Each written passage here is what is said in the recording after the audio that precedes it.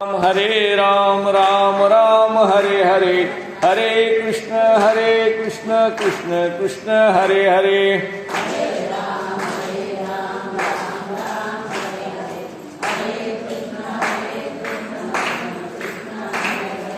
हरे राम राम राम हरे हरे, हरे कृष्ण कृष्ण कृष्ण हरे हरे।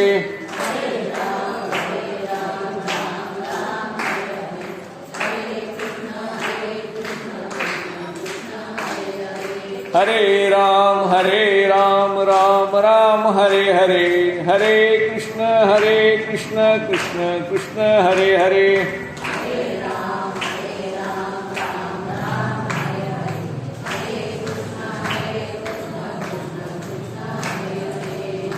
हरे राम राम राम हरे हरे, हरे कृष्ण कृष्ण कृष्ण हरे हरे।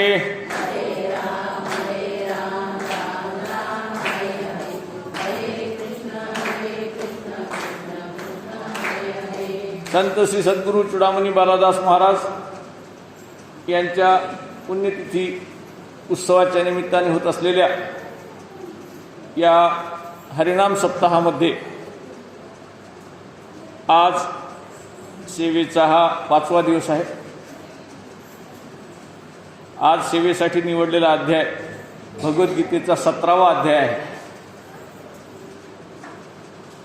संत श्री सद्गुरू चूडामणी बालादास महाराज आणि रेणुका माता यांच्या चरणी वंदन करून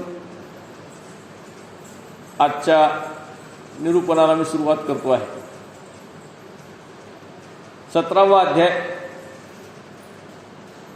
हा श्रद्धा त्रय विभाग योग किंवा श्रद्धा दिनी निरूपण योग किंवा साधकाचा दैनंदिन कार्यक्रम अशा साध्या शब्दांनी ओळखला जातो। माऊलींनी ज्ञानेश्वरीमध्ये एक ओवी लिहिलेली आहे। म्हणोनी श्रद्धा स्वाभाविक, म्हणोनी श्रद्धा स्वाभाविक असे पय त्रिगुणात्मक, असे पय त्रिगुणात्मक रजतम सात्विक भेदी ही श्रद्धा ही स्वाभाविक असते आणि ती 3 प्रकारची असते। सात्विक, रज आणि तम। सत्व रज तम या 3 प्रकारची ही श्रद्धा प्रत्येकाच्या ठायी असते। श्रद्धा म्हणले की हे 3 विभाग त्याच्यामध्ये आले, म्हणून याला श्रद्धा त्रय विभाग योग असं म्हटलेलं आहे। ही जी श्रद्धा असते ही स्वभावाप्रमाणे असते। स्वभाव हा असल्या आपल्याला जन्माने पूर्व कर्मानुसार मिळत असतो। जसं पाणी आहे, शुद्ध आहे, स्वच्छ आहे, परंतु ज्या पदार्थामध्ये ते पाणी असेल त्याची चव त्याला प्राप्त होते। पाणी उसामध्ये असेल तर गोड लागते, मिरचीमध्ये असेल तर तिखट लागते, किंवा अन्य कोणत्या आंबट पदार्थामध्ये असेल, लिंबामध्ये असेल तर कडू लागते, आंबट लागते। तर प्रत्येक पदार्थामध्ये जसं पाणी असेल तशी चव त्याला लागते, तशी श्रद्धा सुद्धा त्या गुणानुसार स्वभावानुसार ही श्रद्धा स्वरूप घेत असते। आता श्रद्धा कशाला म्हणतो आपण? श्रद्धा म्हणजे दृढ विश्वास, दुसऱ्यावर ठेवलेला, दुसऱ्यावर केलेला जो विश्वास असतो त्याला आपण श्रद्धा असं म्हणतो। जे आपल्याला माहिती नाही ते आपण इतरांना विचारतो आणि त्याच्यावर विश्वास ठेवतो, त्याला आपण श्रद्धा असं म्हणतो। आता ही श्रद्धा ही सात्विक, रज आणि तम या 3 गुणामध्ये जी असते ती प्रत्येकाच्या स्वभावाने असते। ज्याची श्रद्धा आहे आणि ज्याला शास्त्राचं ज्ञान आहे, दोन्ही आहे, तो सगळ्यात उत्तम सात्विक। शास्त्रानुसार जो श्रद्धा ठेवतो आणि कार्य करतो किंवा साधना करतो तो उत्तम व्यक्ती। परंतु श्रद्धा नाही आणि शास्त्र मात्र माहीत आहे अशी व्यक्ती ही बुद्धिवादी असते, पंडित असते, ती फक्त दुसऱ्याला सांगण्याच्या कामाची असते, स्वतःच्या काही उपयोगाची नसते. हे फक्त शास्त्र सांगतात, स्वतः काही करत नाही. म्हणजे ज्याला शास्त्र माहीत आहे पण श्रद्धा नाही, अशा व्यक्ती ह्या फक्त पंडित असतात, त्यांना सांगून काही उपयोग नाही. ज्यांना श्रद्धा आहे पण शास्त्र माहीत नाही, श्रद्धा आहे, विश्वास आहे, देव आहे हे माहीत आहे, परंतु शास्त्राचं ज्ञान नाही, अशी व्यक्ती ही मार्गदर्शनाला योग्य असते. त्याला शास्त्र समजावून सांगितलं आणि श्रद्धा असेल तर तो उत्तम व्यक्ती किंवा सात्विक माणूस होऊ शकतो. जसं चोखोबांनी म्हटलेलं आहे, आम्हा न कळे ज्ञान न कळे पुराण, वेदाचे वचन न कळे आम्हा. आम्हाला पुराण विज्ञान वगैरे काही कळत नाही, परंतु हे देवा, हे ईश्वरा, मी तुझं नाव मात्र सतत घेत राहील. मुखी नाम, मुखी राम हा माझ्या सतत राहील, असं चोखोबांनी आपल्या अभंगात म्हटलेलं आहे. तर ज्याचं श्रद्धा आहे पण शास्त्र माहीत नसेल तर चालतं. श्रद्धायुक्त अंतःकरणाने जर आपण ईश्वराचं स्मरण केलं तर ते त्याच्यापर्यंत पोहोचतं. परंतु श्रद्धा नाही, परंतु श्रद्धाही नाही आणि शास्त्रही माहीत नाही, दोन्ही माहीत नाही, असा माणूस मात्र अधम समजला जातो, राक्षसी वृत्तीचा समजला जातो, तमोगुणी समजला जातो. कुठलं तरी एक असेल, त्यातल्या त्यात श्रद्धा असेल तर शास्त्र सांगता येते. शास्त्र माहिती आहे पण श्रद्धा नाही, असा व्यक्तीसुद्धा सांगून काही उपयोग नाही. म्हणजे ज्याची श्रद्धा आहे, शास्त्र माहीत नाही, अशा व्यक्तीला आपल्याला उत्तम गुणी किंवा सात्विक गुणी बनवता येते. श्रद्धा म्हणजे विश्वास हा केव्हा बसतो? जेव्हा आपली बुद्धी चालत नाही त्यावेळी श्रद्धा बसते. बघा, शेवटच्या क्षणाला आपण डॉक्टरकडे जातो, आजार असतो, तो शेवटच्या टोकाला जातो, तेव्हा डॉक्टर म्हणतात आता माझ्या हातात काही नाही, माझे सगळे प्रयत्न संपले, आता देव करील ते. म्हणजे तिथे विश्वास, श्रद्धा निर्माण होते. आपण जिथे आपले हात टेकतात, प्रयत्न करून करून हात टेकतात, तिथे माणूस आपोआप काय करतो? मस्तक टेकवतो आणि देवाची प्रार्थना करतो. याला श्रद्धा म्हणायचं. अशी श्रद्धा निर्माण होत असते. तर ही श्रद्धा ही शेवटच्या टोकाला किंवा प्रयत्न सगळे मानवी संपल्यानंतर, आपल्या मर्यादा संपल्यानंतर अशी श्रद्धा निर्माण होत असते. आपण मोठ्या माणसांच्यावर श्रद्धा ठेवतो. समजा एक लहान मुलगा आहे, त्याला आपण सांगितलं चिखलाचा गणपती करायचा आहे, पत्त्याचा बंगला बांधायचा आहे, काहीतरी खेळ खेळायचा आहे, तो स्वतः आधी प्रयत्न करतो, खूप प्रयत्न करतो, पण जमत नाही. मग शेवटी म्हणतो आई मला हे करून दे, वडील मला हे करून दे. हे का म्हणतो तो? त्याची वडिलावर श्रद्धा असते, त्याला माहीत असते की वडील मला हे करून देऊ शकतात, वडिलांनाही येतं, वडिलांना हे शास्त्र माहिती आहे. त्याची वडिलावर श्रद्धा असते, वडिलांना शास्त्र माहिती आहे, म्हणून ते कार्य पूर्ण होतं. तसा आईवडिलावर जसा विश्वास असतो, तसा विश्वास आपल्या जे आराध्य आहे, दैवत आहे, त्याच्यावर असला पाहिजे. आपण क्षणाक्षणाला सगळ्यावर विश्वास ठेवतो. आईच्या मांडीवर बाळ झोपले, त्याला विश्वास आहे. आपण घरातून निघतो, बसनी गाडीने प्रवास करतो, त्या गाडीच्या ड्रायव्हरवर आपला विश्वास असतो. विमानाने प्रवास करतो, वैमानिकावर आपला विश्वास असतो. आपण घरी जे जेवण करतो किंवा कुठं पंक्तीमध्ये जेवण करतो तेव्हा त्या आचार्यावर आपला विश्वास असतो, वाढणाऱ्यावर आपला विश्वास असतो. विश्वासानेच आपण जेवतो ना, याच्यामध्ये काही टाकलेलं नाही, काही अमंगळ नाही, किंवा ड्रायव्हर आपल्याला शेवटपर्यंत येऊन पोहोचवणार आहे या विश्वासावरच आपण प्रवास करतो, या श्रद्धेवरच आपण प्रवास करत असतो. तर अशी श्रद्धा ही प्रत्येक ठिकाणी आपल्याला ठेवावीच लागते. आपला सेवक किंवा घरचा माणूस एखादा आपला अंथरूण टाकून देतोय किंवा नोकर एखादा अंथरूण टाकून देतोय, त्या अंथरुणात त्याने साप ठेवलाय का खरीच गादी टाकली आहे आपल्याला काय कळणार? पण आपला विश्वास असतो. असा प्रत्येक ठिकाणी प्रत्येक क्षणाक्षणाला आपल्याला विश्वास ठेवावा लागतो. फक्त देवावर विश्वास ठेवायचा का नाही एवढं मात्र आपण ठरवतो.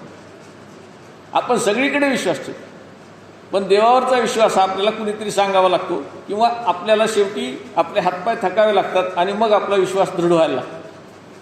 त्याच्यावेळी सुरुवातीपासूनच जर आपण श्रद्धा ठेवली तर आपल्याला ईश्वर प्राप्ती होऊ शकते.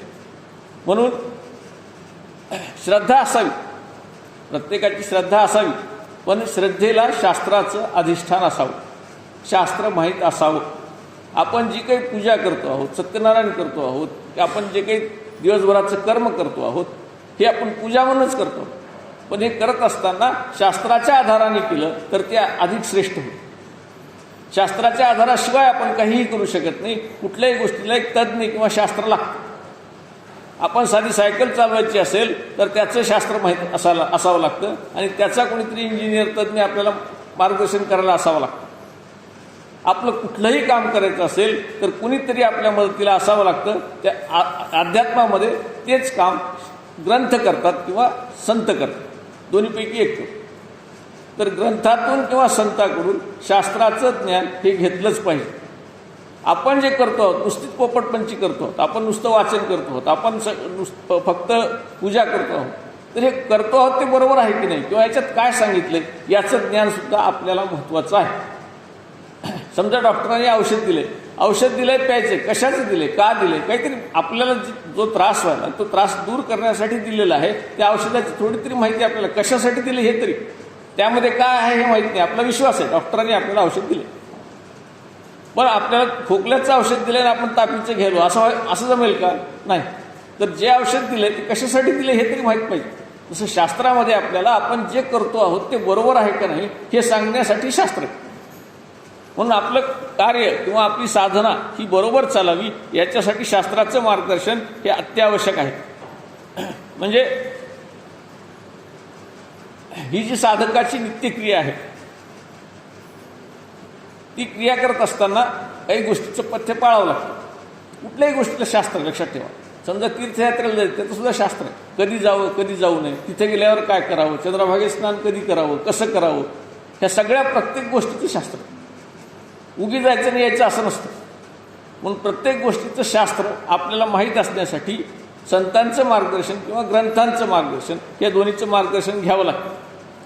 साधकाने साधना करत असताना वृत्ती त्याची मोकळी असायला पाहिजे, आनंदी असायला पाहिजे. साधकाची साधना ही वृत्तीने मोकळी असली पाहिजे.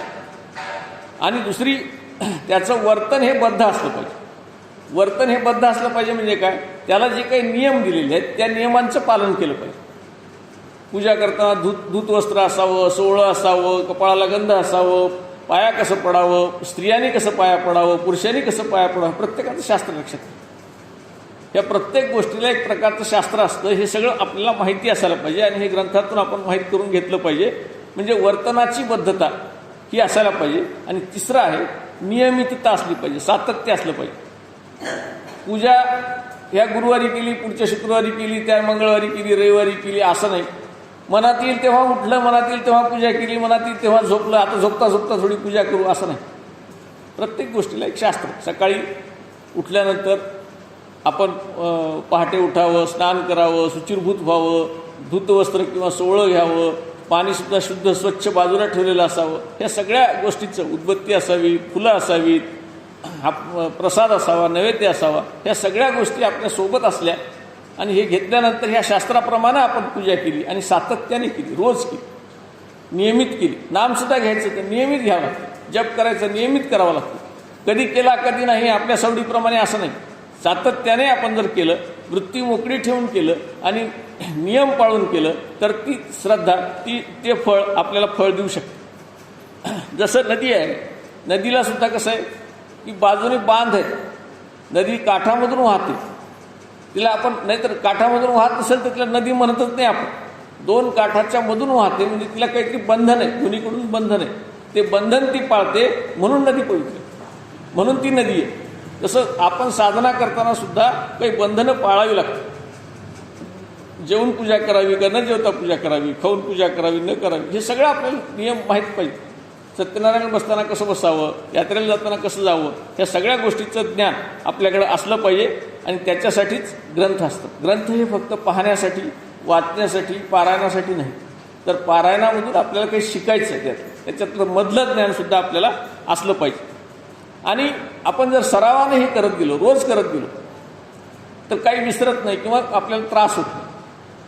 आपण रोजची पूजा जर सारखी करत गेलो तर काय होतं, जसं पायाखाली पडलेला रस्ता असतो. आता आपल्याला मंदिर ते आपलं घर हा रस्ता पायाखाली पडलेला आहे रोज. आपल्याला माहीत आहे, तिथून डोळ्याला पट्टी बांधून जरी सोडलं तर आपण मंदिरात येऊन बसतो. तसं आपण जी साधना जप करतो आहोत तो रोज रोज करत गेलो, तसाच जर त्या वेळेला करत गेलो तर आपले पाय आपोआप तिकडं वळायला लागतात, आपले हात तिकडं वळायला लागतात, आपले डोळे तिकडं वळायला लागतात आणि आपल्या अवयवांना सवय लागते आणि सवयीने आपली पूजा ही सोपी जाते. कुठलंही कार्य असेल, तेच कार्य म्हणून नाही, कोणत्याही कार्यामध्ये सातत्य असलं पाहिजे. आणि नाहीतर काय होतं, मग त्याच गोष्टीकडे लक्ष लागतात. आपण काय करतो, वर्षभरातून एखाद्या वेळेस सत्यनारायण करतो, वर्षभरातून एखाद्या वेळेस दीपपूजा करतो, वर्षभरातून एखाद्या वेळेस एक त्यावेळेस प्रत्येक वेळेस आपल्याला विचारावं लक्ष जातं, आज काय असतं हो. म्हणजे आपलं लक्ष त्या पूजेकडेच असतं, त्या ध्यानाकडं किंवा ईश्वराकडे लक्ष राहत नाही नवीन काही करायला गेलं. आणि जर रोजची पूजा असेल तर आपल्याला आपल्या तोंडातून आपोआप काय होतं, जप बाहेर पडत जातं, रामाचं नाव बाहेर पडत जातं. म्हणून सातत्याने नामाचा उच्चार, हे पहिलं नामाचा उच्चार असायला पाहिजे. दुसरं आहे रामाचा आचार असायला पाहिजे. राम हे आदर्श पुरुषोत्तम आहेत, आदर्श पती आहेत, आदर्श पुत्र आहेत, आदर्श पिता आहेत, आदर्श राजा आहेत, सगळे आदर्श रामाच्या ठिकाणी आहेत. म्हणून रामासारखा आचार आपला असला पाहिजे, नामाचा उच्चार सतत असला पाहिजे आणि सृष्टीचा विचार असला पाहिजे. कालच आपण पाहिलं की ही सृष्टी हे सेवा साधन, ह्या सृष्टीमधली प्रत्येक वस्तू हे सेवेचं साधन आहे. म्हणून ह्या सृष्टीची हानी आपल्याकडून होत असेल, ह्या सृष्टीचं नुकसान आपल्याकडून होत असेल तर ते भरून काढण्याची जबाबदारी सुद्धा आपल्यावरच येते. आपण सृष्टीचा वापर करतो, आपण ऑक्सिजन घेतो, हवा दूषित करतो, तर हवा स्वच्छ ठेवण्याचं काम सुद्धा आपलंच आहे.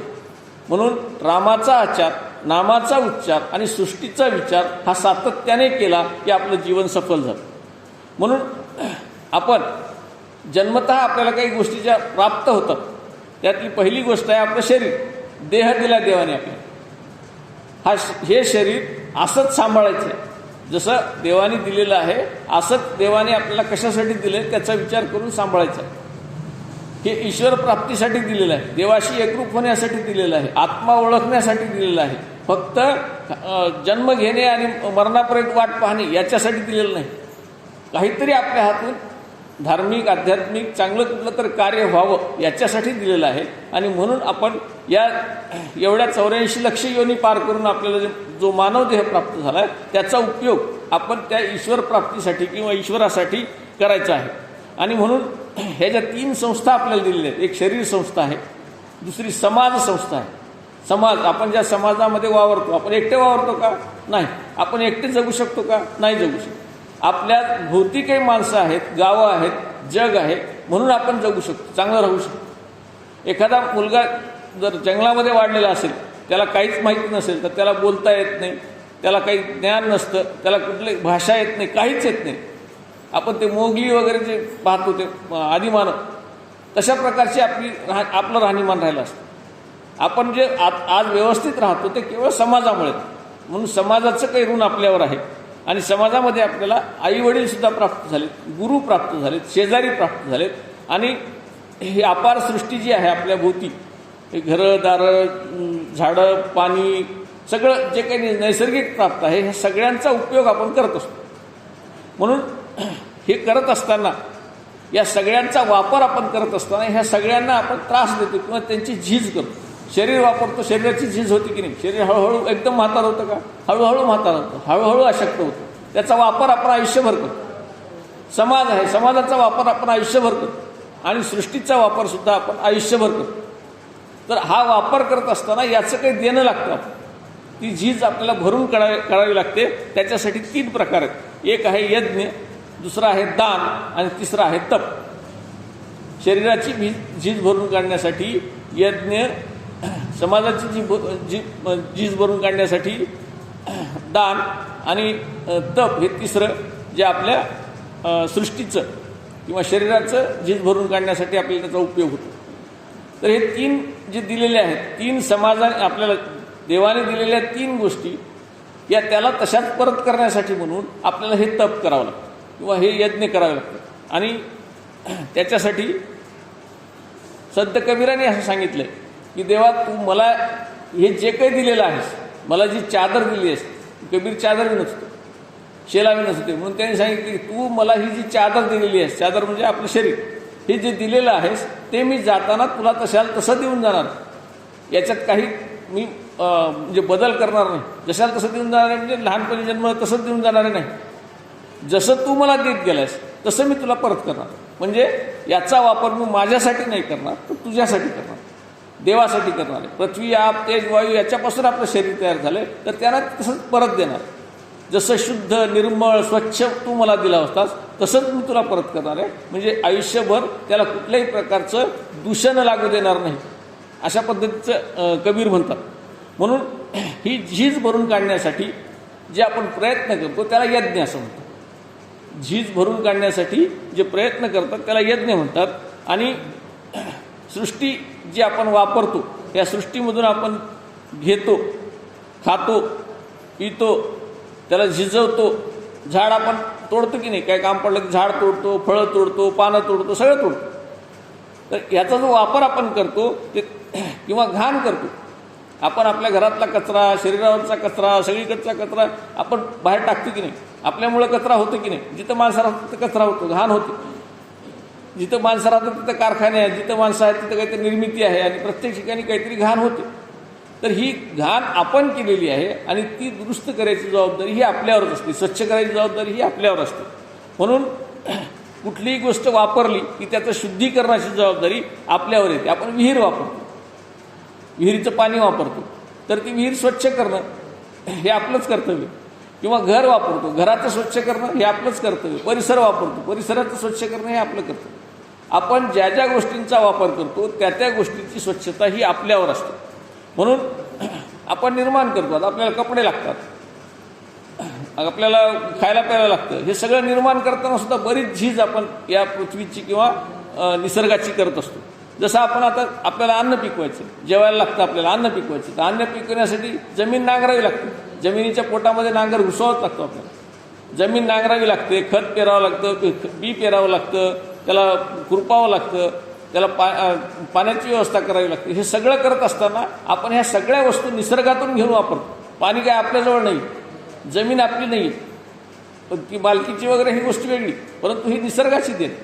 आणि हे वापरत असताना आपण जी त्याची झीज करतो ती भरून काढण्यासाठी म्हणून आपल्याला त्याच्यात आता हे पाणी, पाऊस पडावा, पाणी वापरायचं असेल तर पाऊस पडावा म्हणून प्रयत्न करावे लागतील की नाही. झाडं वापरायची असतील तर नवीन झाडं लावावं लागतील की नाही.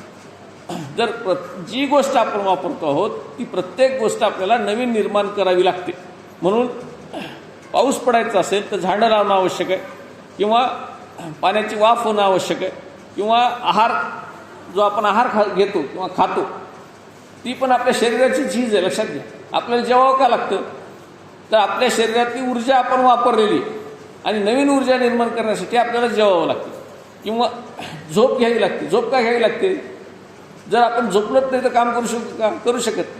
जी शक्ती आपण वापरलेली आहे ती शक्ती परत मिळवण्यासाठी आपल्याला झोप घ्यावी लागते, जेवावं लागतं, कष्ट करावे लागतात. ह्या सगळ्या गोष्टी आपण करताना हे एक प्रकारचा यज्ञ आहे. आपण जे करतो आहोत ते सगळे यज्ञच. आणि म्हणून ही जी सेवा आहे ही सेवा ही आपण काही देणं लागतो त्याच्यासाठी करतो. हा उपकार कुणावर आपण करत नाही. म्हणून आपण आपलं शरीर वापरताना जो विचार करतो किंवा कार्य करतो त्याचासुद्धा परिणाम आपल्या मनावर होत असतो किंवा शरीरावर होत असतो. चिंता ज्याला म्हणतो आपण. जसं अर्जुनाने काय केलं, श्रीकृष्णांना सांगितलं कुरुक्षेत्रावर की आपला रथ जो आहे तो मध्यभागी नेऊन उभा करा.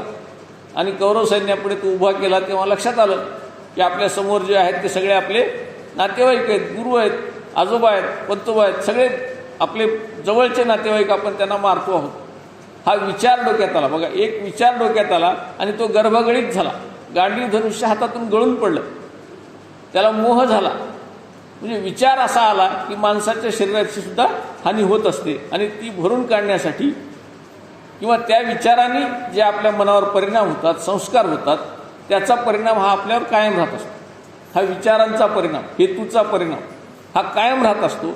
आणि शरीराच्यावर जे काही आघात होतात ते परिणाम काही थोड्या वेळापुरते असतात. एखादी जखम झाली ती भरून निघते, आपलं वजन कमी झालं ते भरून निघतं, जास्त झालं कमी होतं, ह्या गोष्टी होत असतात. परंतु विचार जे आहेत ते विचार कायम राहतात.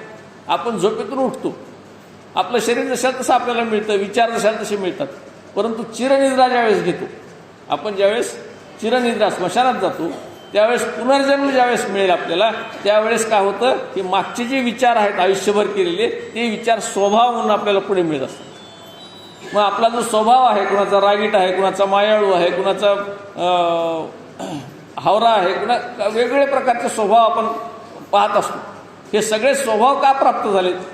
तर आपण केलेल्या पूर्वजन्माचं पापपुण्य जे आहे ते आपल्या सोबत आलेलं आहे, म्हणून स्वभाव प्राप्त झाले.